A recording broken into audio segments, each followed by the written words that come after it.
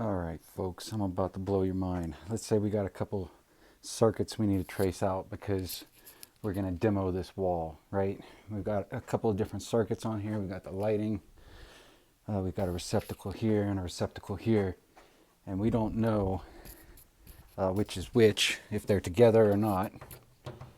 So, of course, the typical way we all know is to come over here, plug in your circuit tracer at the load. We're on, we're live. Now we can take our receiver over to the panel, turn it on. So we see a signal here. Right now we're going to go to breaker mode, right? And so we know somewhere around here is where the circuit comes in. Now we can go left, right. Now it definitely looks like it's strongest on 10, but it could be circuit 12 or 8, but we'll say circuit 10. And we see that worked, it's off, and we can go back.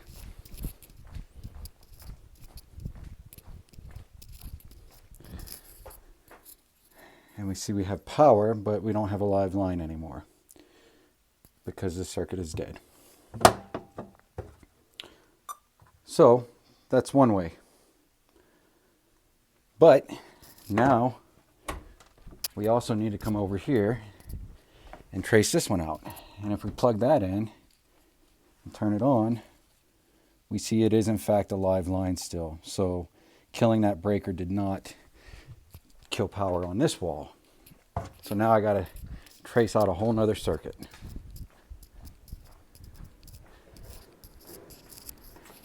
And I come over here and I'm in breaker mode. Okay. Looks like it might be 2, 4,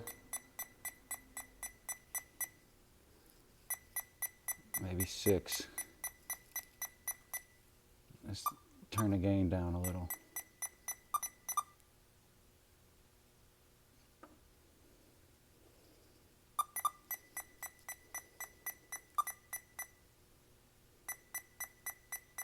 Kind of looks like number 2. Nope. Maybe it's number 4. Nope. So that's the problem with traditional circuit tracers.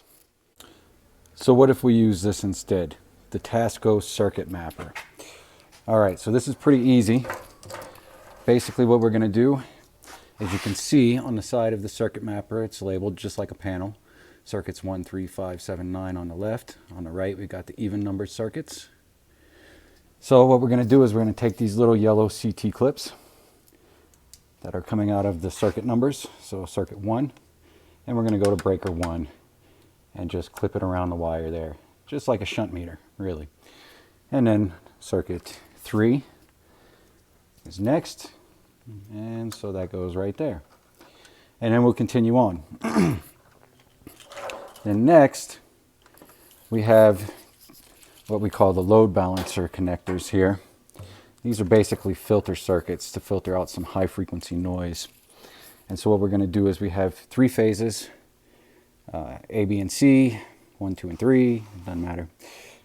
It really doesn't matter. There's no order here. You don't have to worry about phase reversal or anything like that. These are strictly just for filtering. So as long as you have 300 volts or less between a phase and neutral, then you can use these. Now if you have a larger system like a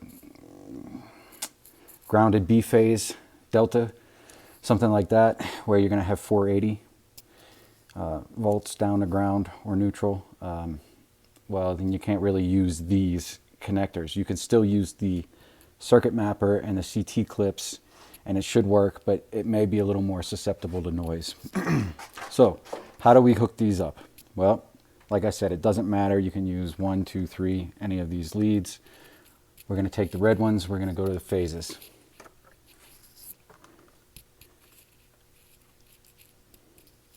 So A and B, right? Then we can take the white, go to the neutral bus bar right here. And then we can take the ground and go to the earth lug there.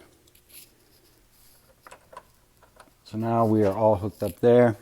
I'm going to finish hooking up the CT clips, then we'll turn it on and show you how it works. Okay, so one thing we want to take a look at here, first off, let's turn that back on. You'll notice that on any of my 2-pole breakers, you know, it's a 240 volt circuit. You only need to trace one of the hots, so there's really no point in clipping to the other circuit. All right, so we're all powered on and hooked up, and so the next step is to take our receiver and turn it on. And now we can come over here to our first circuit and go into the hot, and we see it's circuit number 10. Wow, easy. Now we can come to our second circuit. Now let's say this is some kind of cord and plug equipment that we can't disconnect. Maybe it's a freezer for some kind of pharmaceuticals, and they're not ready for you to disconnect it yet, but they need to know what circuit it's on. Well, then I can just come here and press and hold the power button, circuit 3. So this is still live. We already know this is circuit 10. We traced it out, we verified it. So now we go back and we say, okay, well, we were way wrong. We were even on the wrong side of the panel with that circuit tracer. We were thinking circuit 2 or 4 of this circuit 3. So if this is circuit 3 and we throw it off, if this really is circuit 3, it should be off. And sure enough, the live line light is gone. So there you go. We traced 2 circuits in half the time that it took to trace 1. What about that?